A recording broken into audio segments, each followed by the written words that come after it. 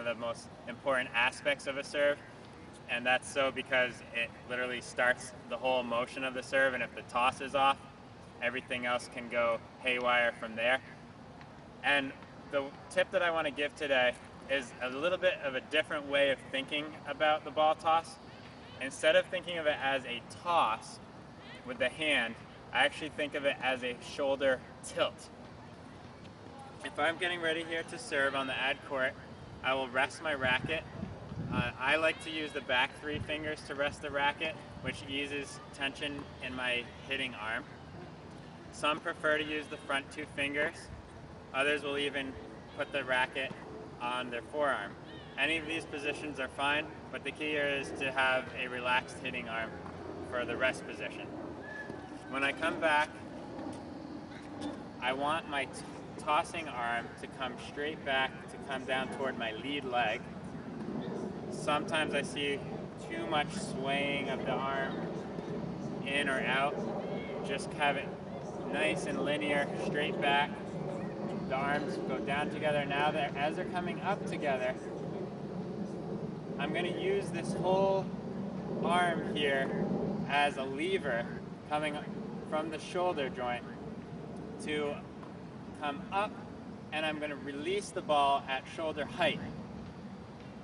And then from this point, the ball will go straight up into the air, hopefully with little to no spin.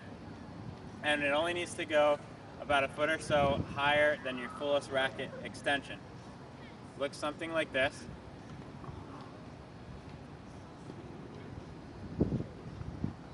And if you notice, the ball came right back to my hand, which indicates it's a good toss. The ball should come right back into your hand.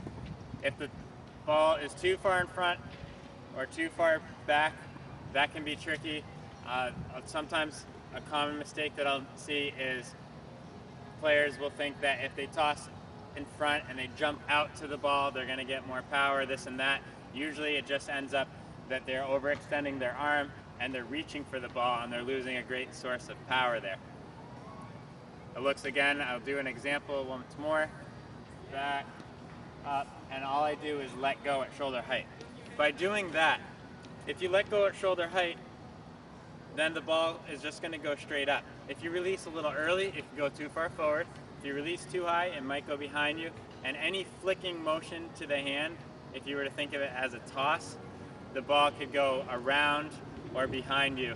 So we're just trying to keep the hand neutral as we use the whole shoulder for a tilt. One more example. Looks just like that for the toss. Thank you. I hope that can help.